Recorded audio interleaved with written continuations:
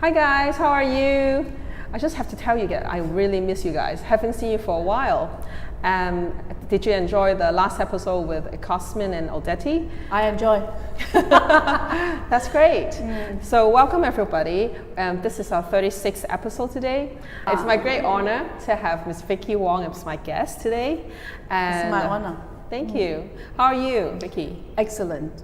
I love to have inspiration from you, or Harrietta. Thank you so much. I think your Ora-Ora life is really inspiring and also very energetic, very positive to the market. Thank you, thank you. We try. So finally, after 1 year, we know what we are out here to do.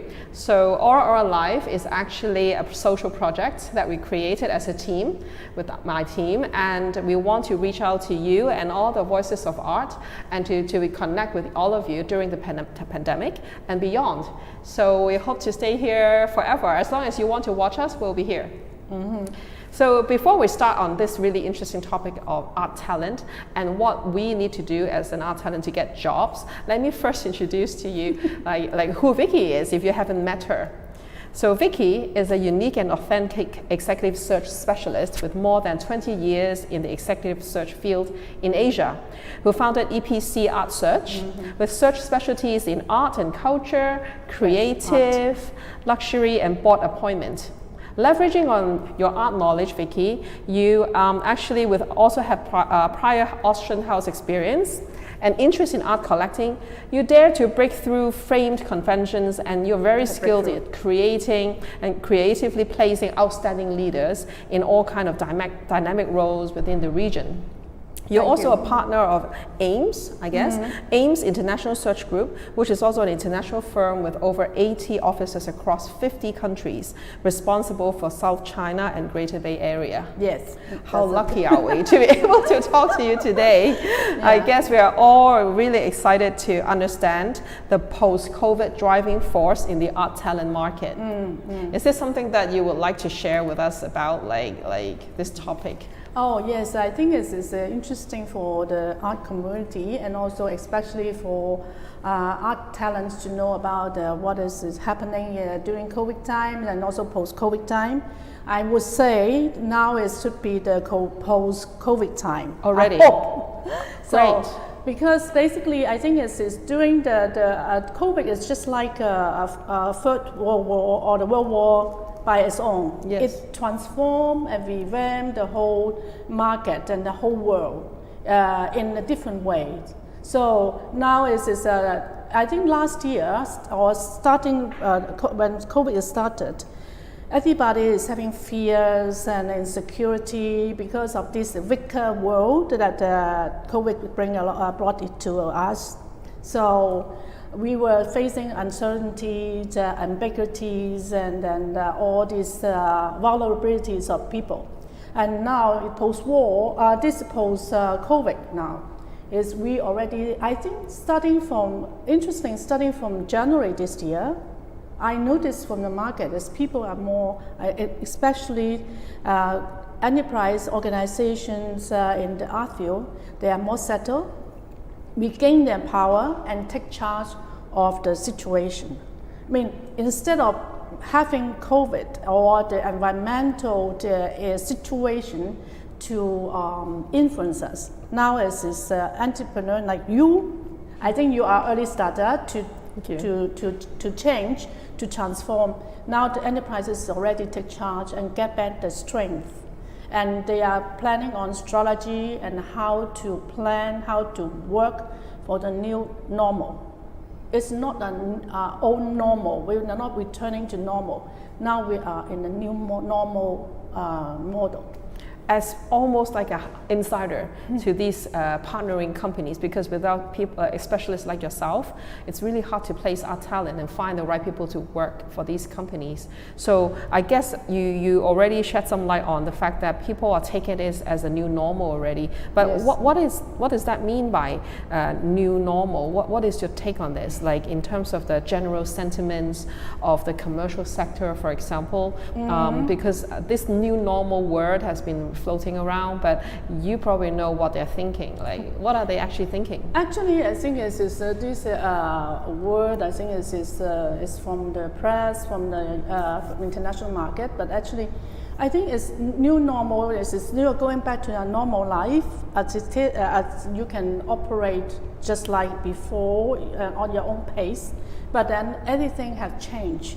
The new lifestyle, new expectation in life, and all the let's say human beings, they are now looking at life in a different perspective. It's not like we are working for life, but then we are living, and work is only part of it. I see. So I would say that my take in this COVID is just like an universal calling, awareness that bring us back to our origin. I mean, our own self. What do you want in life? And what do you want in your work, your career? And what is most important? That's an impact in the personal level. But then, and the other take is from the business world. Business now is having this kind of disruptively creative change, because we have to change our DNA of the business. Right. Our old business, we may be mainly focused, for example, like galleries, is focused on primary market, promoting artists and exploring artists. Now you have to really break the rules, or you also work with your artists to break through, to revamp to a new dimension. So, for example, like this Zheng Hale. So, this work have to have a new dimension, and because your audience or the artist itself and the audience themselves have changed the expectation of Asiatic, or also about life, and what bring them happiness, and what bring them pleasure in life. So that is the business model change. Then in the companies themselves, because of the post-COVID decentralization, and then you have to go to for localizations, and also you have to go for individualizations, because people are getting more and more individual. And also companies have to respect that. And then when you hire your staff or you organize your companies, the respect to individual needs and passion are very important.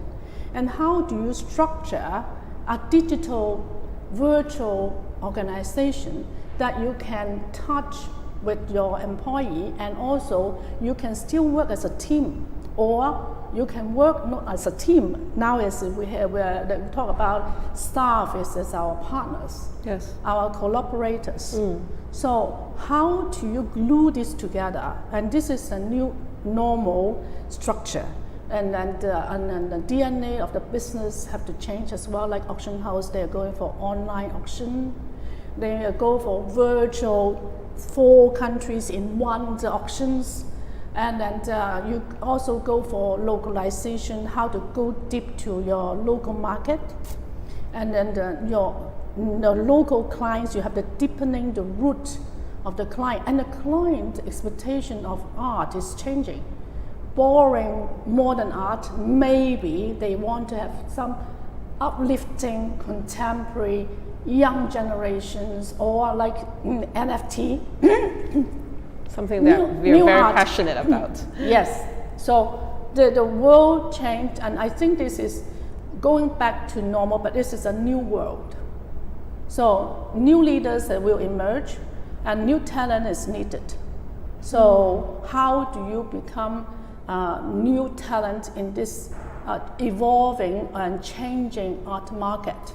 This is the clue. It sounds both exciting and frightening to a lot of people. When we zoom in back to the local kind of scene, I guess it takes time for local players to adapt and to realize that all the changes that you are describing, it will hit hard to them as well. So what are the sustainable areas you think exist in Hong Kong, like for Hong Kong players? Well, I think is first, I would say that everything is sustainable, but every where anything can be very vulnerable. It depends whether you can sustain from your own end, is whether you can, your skill set, your knowledge, and your values and your contribution are sustainable or not. So when you think about sustainability and also security, that first I would think that is don't rely on the outside environment to feel secure. You have to think about yourself is secure for others, for yourself. So how to make yourself sustainable? This is something that is, I think is important for everybody and for every business and for the art business as well. We are always, art business, always people think that you are up in the air, floating around, dreaming. So, but when you look into business, auction houses, galleries, these are the commercial world. When you look into like museums or art logistics, art medias, they are really supporting the organizations. But these are still there.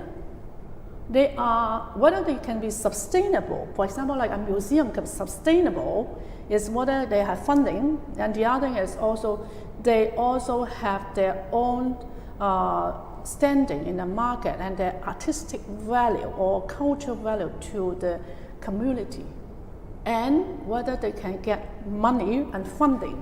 So I think sustainable is really on the individual and also of the companies and also the business. But Hong Kong is a sustainable art market.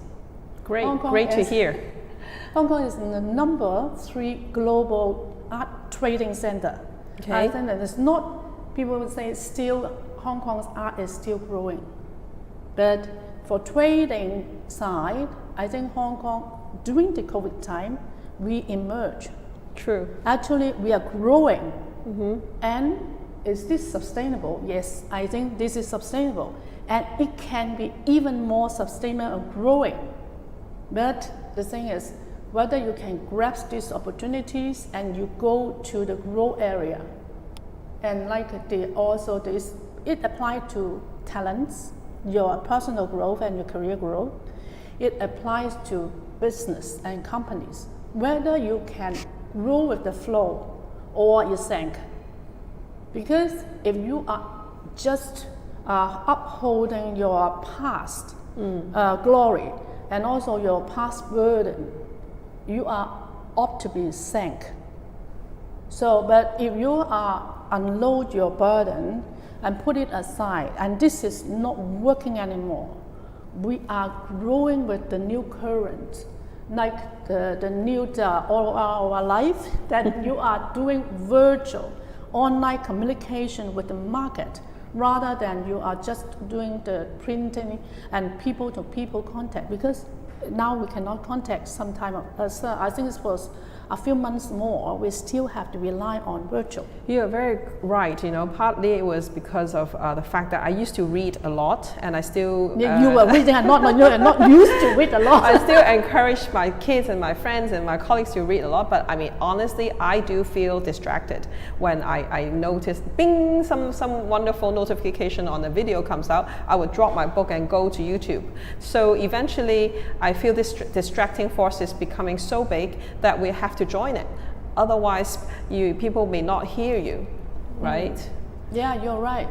So with this backdrop of what Vicky is thinking, and it's so valuable, the next area I would like to touch on is for a lot of our friends who are either already in the art world, who wants to kind of look up and look wide and on how to kind of strategize the next move, or for other people, other friends who may want to join this this hype, because as you said, it's quite obvious that Hong Kong is the third largest trading market in the world now. So when we have a lot of talent in the finance field and in logistic field, etc., but not many of my friends dare to join us here, thinking that we are dreaming. But I mean, you know me, I'm partly a dreamer, but I'm also quite pragmatic. You're very pragmatic as well. You are also visionary. No, thank you. So what I would like to start with, so what do you think are the hottest sector now in the art market, if there are some, and who are hiring a lot of people? Well, I think this is a tough question because we go through COVID and then we went through a very tough time. I think everybody knows about all the streamlining, furloughing, and also the redundancy, and then the cut-edge cost-cutting exercise. So this, I think, and I hope is already done. I hope so. Now it's still the aftermath is going for the readjustment and surfacing the aftermath out. So the employment rate about 7% or over 70%. I think this is the aftermath. I think that is from what I saw in the market, witnessed from the market from the beginning of this year, 2021. So companies are making strategy. They are settled because they already account that COVID is part of the game. So then the revamping and reshaping and restructuring moving on. So where are the hottest market? I would say that the hottest market, Hong Kong, is also already better than London and New York. Great to hear. We are in the hottest market already. And China also depends on us because this is the art market. So art market is, Hong Kong have the tax-free zone, and also I think it's for trading, we have the financial and banking sector to support us. So basically the infrastructure still is better than China and Singapore. Excuse me about Singapore. But from the numbers, the evidence show here, it's better than New York and London for employment. So this is the place that we are in. But if you look into different sector of the business, then I always, when market revamp, I think, we have to acknowledge one thing. Art business is a business. It is a commercial business. So the driving force, unfortunately, are from the secondary market, then the primary market. So money go first. So auction house usually is the one who drive the money stream. So they are revamping, no matter they are cutting people or they're revamping now and they don't go online. They try a lot of effort to go online, 4-in-1 auction with linking with all the different countries through the virtual world, and this is the trend. And if you look into the categories, they are developing new categories. They are doing like technology art, technical art, and NFT art, and then they also trying to do the conceptual art in the auction. So, and technology-wise, it's also they are developing a lot of things in the CRM and also with the omni-channels, online or offline, how to mix together like the luxury goods. So these are, auction house, and gallery will move up. And during this COVID time and also post-COVID, you can see the rise and fall of galleries. True. So those who can move through the current, they move through the current. And actually, I saw new business model from galleries, international and local galleries. They are doing a lot of online sales. And also the other thing is they are representing, because of the COVID lockdown, overseas foundation they need to sell. And they don't want to go through auctions. And they go through galleries and client advisory house. So galleries normally now, I think it's a lot of local galleries or international galleries, they are adding into foundations as they representation. Yeah. So they are doing secondary market in addition to their primary market, because gallery is galleries. We still have our obligation for artists and the art world to promote and nurture artists and art professionals. So I would say that this is a wise and for whoever can create and making this kind of disruptive creativities into reality, they survive the life. You prosper. I was going to ask you about, which you covered already very thoroughly in a bit, like that I agree that auction house lead the market here in Asia, but with this kind of disruptive rise that comes like a wave, like in the digitization and decentralization of funds, and with the cryptocurrency and blockchain technologies and stuff that relates to them. I was going to ask you if you think that auction house is going to be a thing in the past. It sounds like no, they will be an active player continuously. Yes, they will be still the active players. You notice, I just saw it in the WeChat. I mean, there are new young auction house growing, just appearing in the online, and they are organized by local young ex-auction specialists. Sure. So they are growing. People are growing, but there are others. They are doing partnership with local Chinese gallery auction house with international auction house. And for the gallery side, I think there are galleries representing overseas foundation, overseas galleries in a different way, silent way. But this is growing. The internationalization through a virtualization, so virtual world and digital world, this is growing. And how you attack into your clients, you're using iPad, you're using the digital vehicles, tools.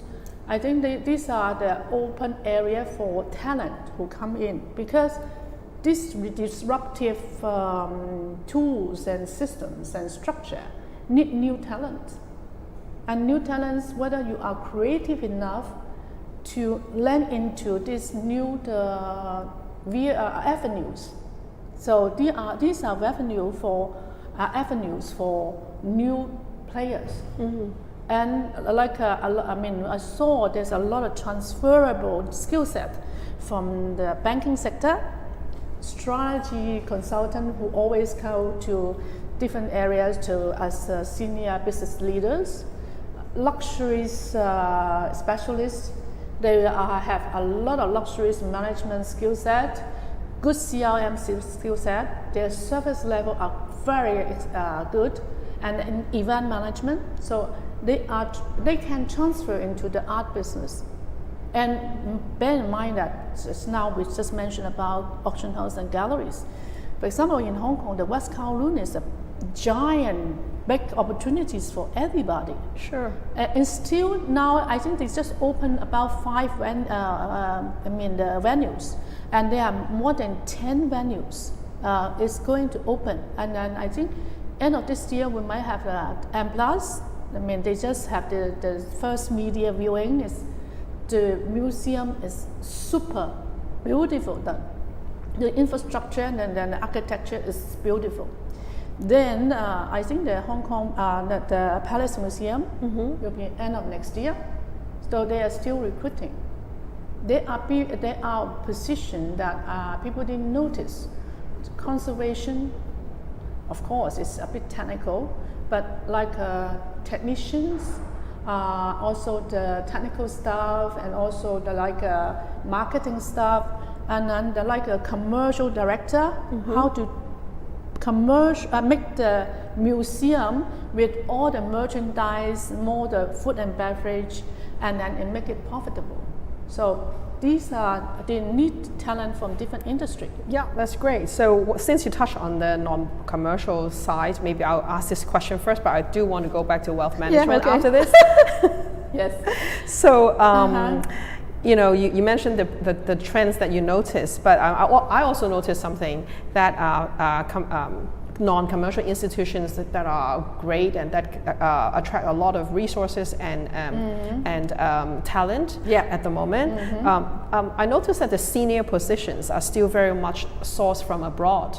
And when will Hong Kong talents be good enough to fill the most important positions and the most senior positions in this sector? And what are the attributes as talent? What are the attributes that these institutions look for in general that they actually have to hire from abroad? Well, I think is first we have to look into, just to give you an example, from the banking industry. In 20 years ago, most of the banking tycoon, the top level CEOs, C-suite, they are from overseas. Yes. Because they are in Hong Kong or in Asia, they just don't have enough talent in finance and banking sector.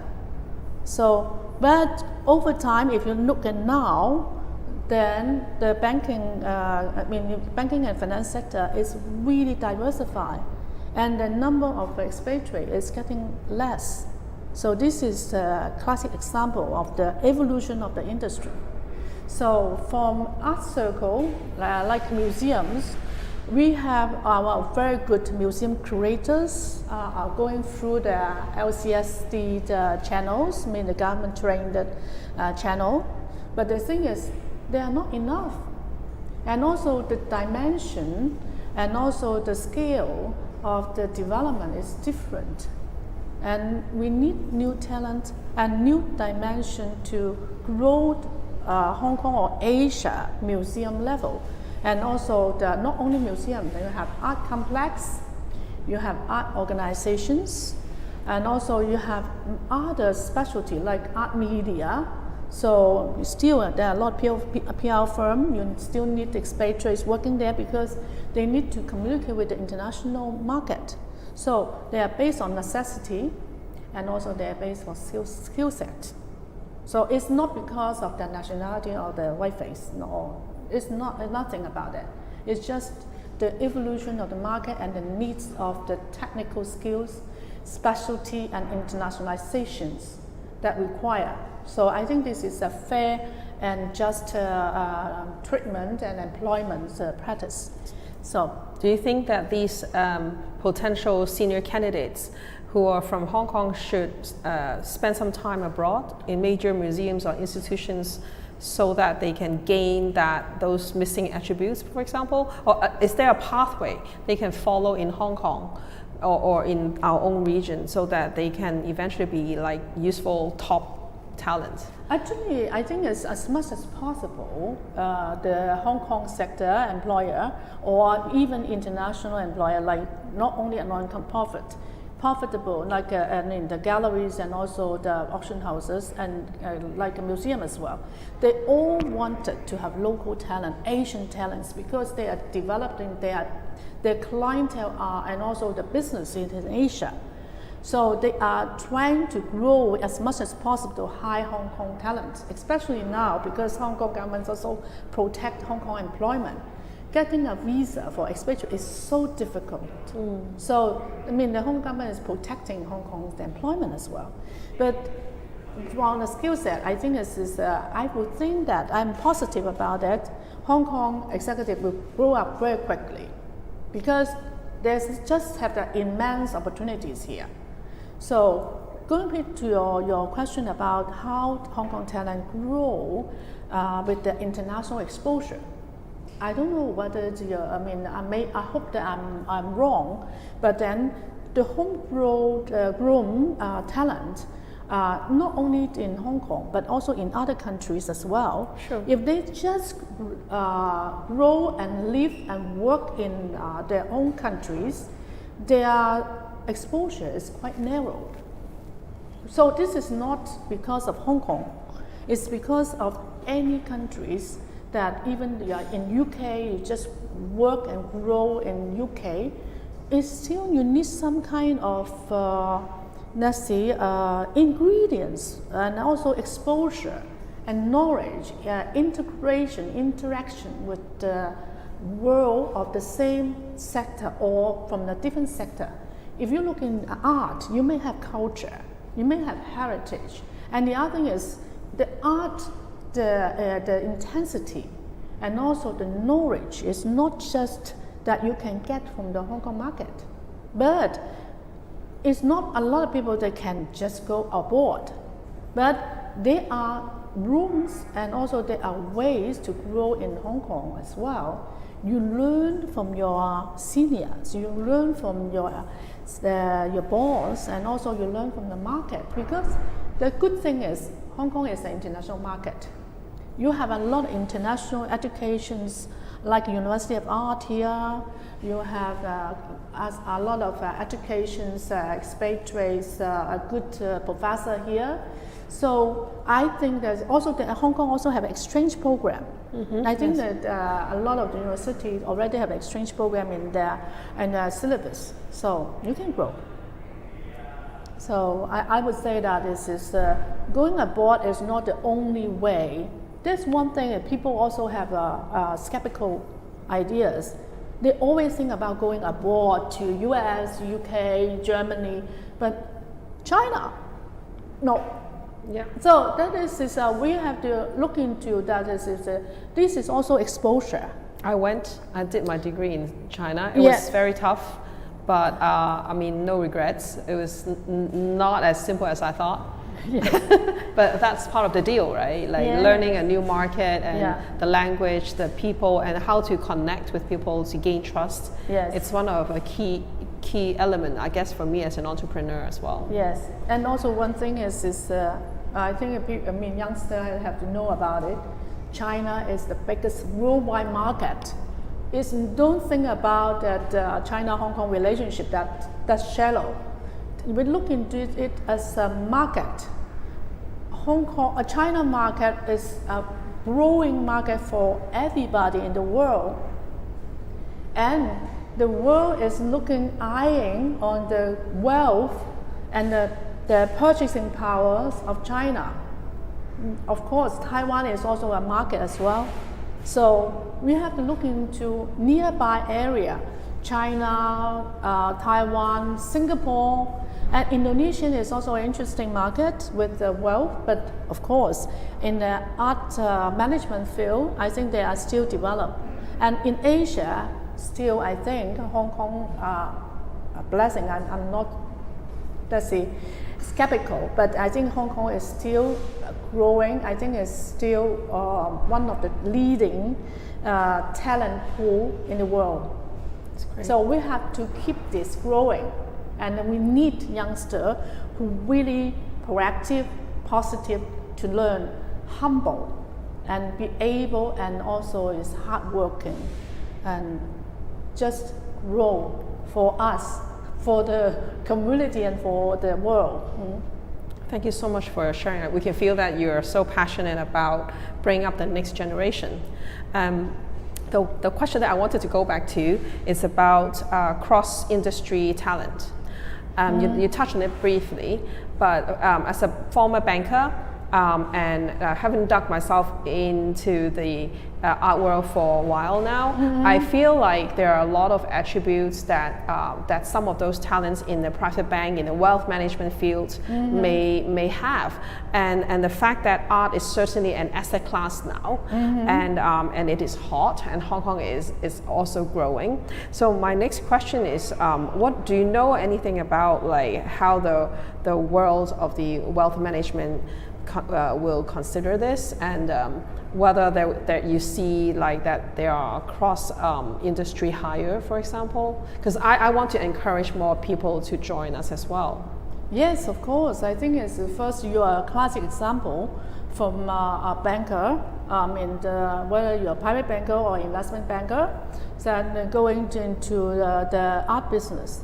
But we look into the business as a business, but don't just frame it, this is art, then you are not commercial. So art is one of the financial investment products. Apart from you really like art, Asiatic, and also the pleasure it gives it to you, yes. But if you look into art business, it's a business. So we need talent from different industry. it's not that people from fine art can know about financial structuring. And also this is the securitization of art. And actually art financing is very sophisticated sector. Art investment, and also the other thing now we have this blockchain investment and how to disrupt the art financing market. So this is something as is also, I know that the senior executives now, they are looking at this, how to create a new angle on that, new perspective on that, not only as an NFT as a business, but how to utilize blockchain and Bitcoin to do this, to get into, and how an art, let's see, art products is also, let's see, collateral that finance other business as well. So to answer your all question about talent transferability, yes, we need different skill set to make this market, the ecology as a whole. It's not just like art history, fine art is a knowledge-based specialty. We need commercial people as well. Banking is a sector, but we also need logistic people. We also need media, PR, good writers, and there's one thing very important is we need a good researcher.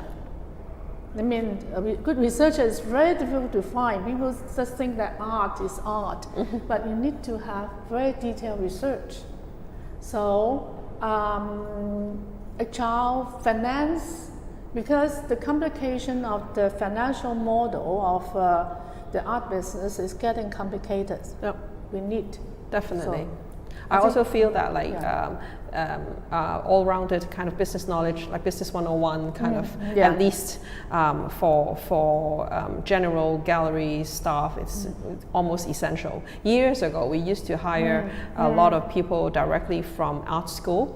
We do the same now, but we kind of do hope that people coming out from school or while you are still studying to be open-minded and really have to learn like the 101 of general business. And it's not because you're business-minded and want a lot of money, but to help the art ecosystem grow, whether it's a non-commercial or commercial sector, we do need a lot more talent who are more well-rounded, I think. Yes, and also there's one thing is very important is in the school, in the fine art school, I think especially in Asia, there's something that they don't touch on too much. It's about the financial side and a business acumen that you need to run the art business.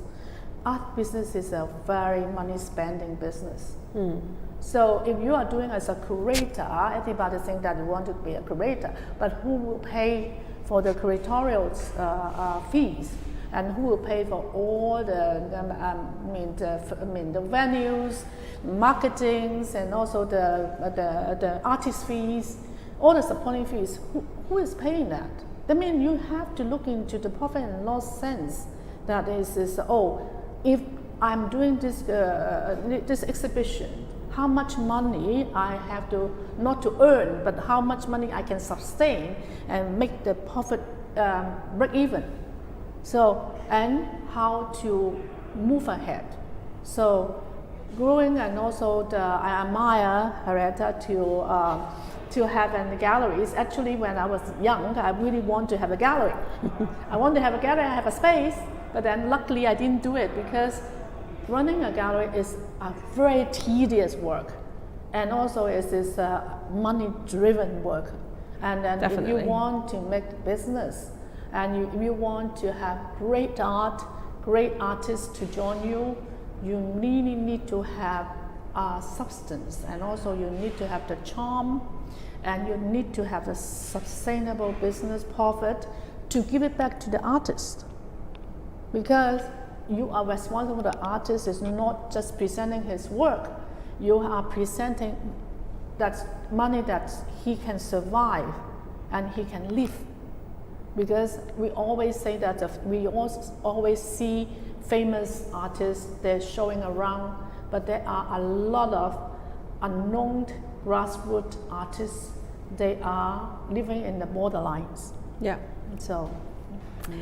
Very interesting. Thank you so much for your sharing again.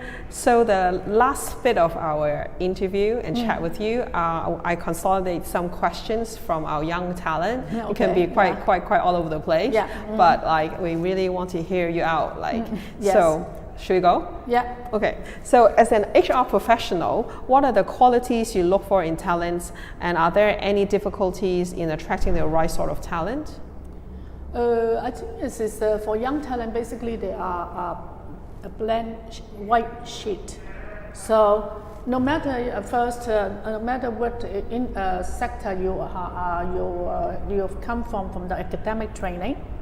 So in the service, we look into the academic training, then what kind of skill set you might bring along. This is a fact, because if you're trained in fine art or art history, is more easier for you to enter into the market. But I will look into your passion, your drive, and your sincerity in really doing the art.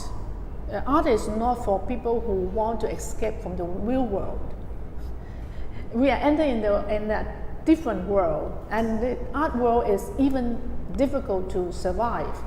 The resilience level have to be very strong, and tolerance level is having very strong, because you really have to be pragmatic to look into art, and also how, of course, you have the touch, but you have to make it really balanced. So passion is very important, and the other thing I would really strong on the business acumen, and also the other thing is humble, respectful, because a lot of youngster, it's not just Hong Kong per se, it's for the whole generation of the new generation. They are very individual, they are very self-centered, comparatively speaking, sometimes very self-absorbed. So they don't communicate. And also the other thing is they don't really be humble enough to respect all these. Because system and structure are there, because you need to work. Yes, you can create your own world, your own system, but there are, for example, in a museum, there are so many departments, and also because they have their substance, they are there. So you need to know how to observe, learn, and grow within the system, and also how to manage stakeholders. And stakeholder management is not for just for the junior. For the senior level, the more senior C-level, C-suite executive, stakeholder management is the top priority. Stakeholder management. Yes, how to work along with different institutions, different culture, and your culture and political sensitivities are also very important, because you're going to a senior level, you may represent the city, you may represent the countries, so the kind of racial or cultural, not only your skill set, this is another level. But stakeholder management, how to engage partners, Harrietta and I work together, engagement, engage the government, engage the taxi driver, so engage the community, support your work. So this is very important. So this That's is great. Yes. Great tip. And what are the kinds of career path and career opportunities are there out there for graduates in the art industries? I know there are internships in M+, there are internships in galleries and entry-level roles in galleries, but are there more like entry-level jobs apart from these? Yes, there are more. There are many entry-level jobs, but the thing is, the graduate tends not to see them. They only see big companies. Oh, I want to be in Sotheby's. I want to be Christie's. So if it is Chinese auction house, no, I don't want that. Okay. So then M+, if you have the graduate like that, this pool, M+ is just represent this portion, intern. So who will get into that? And apart from that intern, what are they doing? So I would say that this is you have to find something to work on, and also the aspiring and also the leading companies, they need people, and they need to really young graduates to and also young executive to work on. Recently, I have a very interesting youngsters. I really aspire, and I think that she is doing great. I saw her in the Sunshine Art Hop, and she worked with the, I shouldn't say which museum. She worked in the UK, and then she worked in Hong Kong, and then she is a good curator and art journalist. A very good University of Art graduate. So good background, master, have overseas experience coming back here, work in a very good intern, and then growing up to assistant curator, and she will grow up. But then she said, Vicky, I want to do something on my own. I really have something I really want to do. So, and she know that she have to pay on her own risk. She's not from a rich family. So, but she managed to get and also the motivated investor who is very good in art, and then they work now. They set up a good art space in some Shui-Po area, and now is rebuilding very interesting projects. I'm going to see them on Sunday, because I respect those really small and also boutique aspirating projects and ideas and ventures, because they will grow. And how auction house, Sotheby's and Christie grow? In the beginning, they are small. If you don't have small venture, you will not have big venture. And the galleries as well. So I have high hope on the Ora-Ora.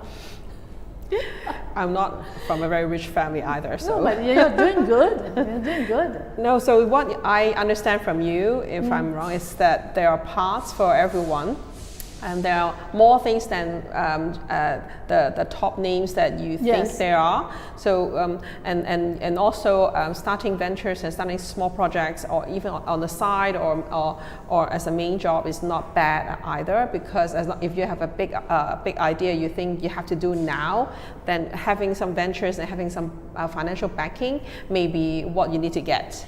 Yeah, and the other thing is, I think is one thing very important for youngster is hold on that resilience and also the stabilities, because you have to work on something. It's not 1 year or a few months or 2 years, because we see people grow and accumulate experience and knowledge and skill set. Definitely not only in 1 month or 1 year. You need to learn and grow with the companies or with your own venture, and at least you have the stabilities. So if you jump from here a few months a project, and this for a few projects, so basically you are on the shallow ground. And after 5 years, if you 5 years you change 5 jobs, basically you're out. Yeah, I never hire people with a very flashy but very short kind of experiences. Yeah. There's very interesting 2 more that I want to go through, and then we'll let you go. Yes, So, I enjoy it. Thank you. Somebody asked, like, do you have a memorable experience or interesting story that you could share? I guess on hiring, perhaps, or placement of a talent. Yes, there are a lot. Actually, they are very fascinated, because every talent is, I just treat them like a painting. They have their character, and each one you have to read it, their own story and talent, and how to shape them. I have let's see, a lot of interesting one, but I think let's see, those who are how to make a career shift and going to the top. I think I'm interested. Yes, also in the galleries. Okay. So I have a really interesting candidate. She came from overseas and then Hawaii graduate. So doing graphic art, not on the fine art, but then she came here and then back to Hong Kong. Hong Kong Chinese, and then she joined a small local gallery, and then she worked there for 7 years. So, but then I think she had been an achiever, and she is very dedicated. That gallery is not big, but have a good reputation. She grew and developed, and then going to be the manager, because the owner is the director. So, but she learned from framing, from the installation, for curatorial, from selling, and then she's become the number 2 in the local galleries. Then I'm not the one to hunt her. Okay, she moved to international galleries. So, and she proved quickly that she became a good curator for the gallery, and become also a good sales. Also second tier, because the top director from this international gallery is from the headquarters, is a foreigner. So no matter how she grew and developed, she's still the second best. But she worked there for 4 years. Quite good. Yeah. Then she was she was invited to join a Asian auction house as a general manager. Wow, that's a big jump. That's a big job. Big job. But again, this is an Asian auction house. Sure. It's not a top auction house. But I think she made herself very clear what she wanted to do. Local galleries up to this level, I want international galleries. It's just come by chance. Yeah. And she's stable. And then going to the auction house, at that time I noticed her when she was in the international auction galleries. But then become the general manager of the auction house, she did quite well, very well. Bring the auction house into life in Hong Kong. Then I start to hunt her. So she said, no, this is not good time. I'm still growing with the company. I'm representing them. I'm developing them. So I will not leave. So she's good. Then after 3 years, out of the blue, she called me up. And Vicky, I think it's a good time for me to talk with you. I want to have another career breakthrough, and this is the right timing. Yeah. So timing is key. Timing is key, and also, knowledge base is key. Yes, and also she know what she wants. She said, "I'm now doing mostly is contemporary art, and that's no sense for me to grow, because for me I have been more than 15 years in contemporary art. I see. If this is in contemporary art, I'm already in the top. I'm in charge of the gallery, the auction house. So, you have to give me something that excites me. So, I really think through. Just happened that I have a search, and I've been working on them for 1 year. So I couldn't feel it. That is head of Impressionist. At that time, there's nobody in Hong Kong can do Impressionist, because Impressionists at that time, I think about 5 years ago, it's very hard. No client, no knowledge on that, yeah. And also here there's no art piece here. So people are not accustomed to Impressionists. I mean, they were auctioning in New York and London, and I found. But then the client said, "Oh, she doesn't have Impressionist background, and her training is graphic design." So, but when the client saw her, said, "Okay, this is the one." It's great because of they saw her drive and the possibility of potential. Her clientele. And clientele. Oh, okay. Clientele is key. Her clientele, and also her knowledge, and also her energy level, and her transferabilities, because she shifts quickly and she can understand. You know what she said? "Oh, Impressionist is easy, because I can easily research. Yeah, everything is there. It's everything written. is there, and everything. I mean, the document, and also, of course, you have to know each piece. You have to sell them. You have to understand. You have to research them. And people didn't understand them when they want to sell an art piece.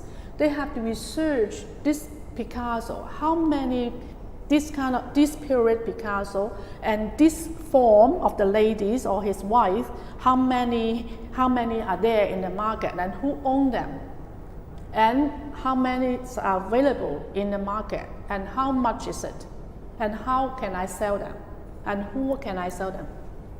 So she knows.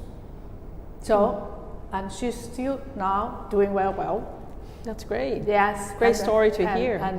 And also very stable, 7 years already, still doing very well in the top.